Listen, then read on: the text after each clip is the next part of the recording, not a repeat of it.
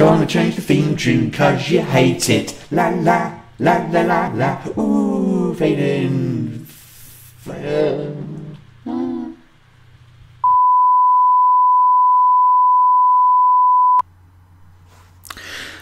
Good afternoon. I want to bring your attention to a heinous act that has taken place within our community. It is so serious that I am now going to wipe my glasses clean. On your screen now is a young man by the name of GeeMan. He is a Christian apologist, as you can see here. He's an outdoorsy type, and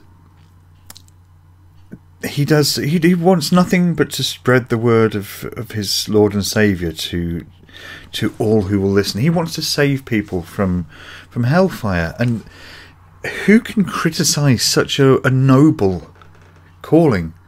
Who would do anything to hurt this man? He's like a gentle lamb. If anybody's out there's seen any of his hangouts online, you will know from experience he's even-handed, he's calm, his arguments all make sense, they're logical, they flow in a way that would leave lesser apologists gasping jealously, even though that's a sin. But what's happened, and why I'm making this video, is that GeeMan has suffered as I said, an awful. He suffered at the hands of what I can only call a criminal. And what this man has done to GeeMan, what this individual, this villain amongst us has done, and he is amongst us, he's somebody in this community. What this villain amongst us has done is reveal information about GeeMan that GeeMan wanted to kept secret. He wanted this information to be kept entirely secret.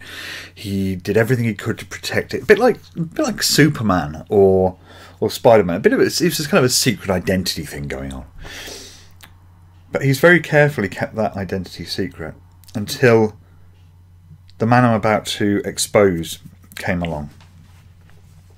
Now, I have the YouTube user Sogon to thank for this. He pointed this out. He was the one that's the detective behind finding out who this criminal amongst us is.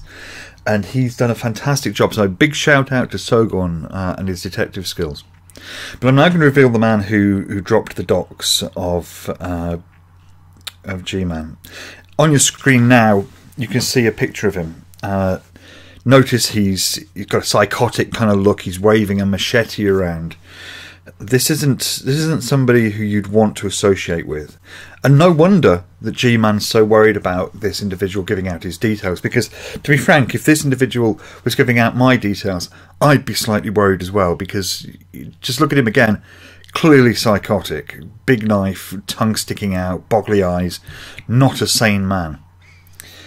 But I feel it's my duty to reveal what Sogon has discovered, and to name the individual who has doc-dropped GeeMan, who has put GeeMan, this innocent young man, in the flush of youth, almost 40, in the flush of youth, just a few months off 40, in the flush of youth, so much to look forward to, so much still to do, has put this man's life at risk, and has made threatening videos where he's holding the machete. You've seen it yourself.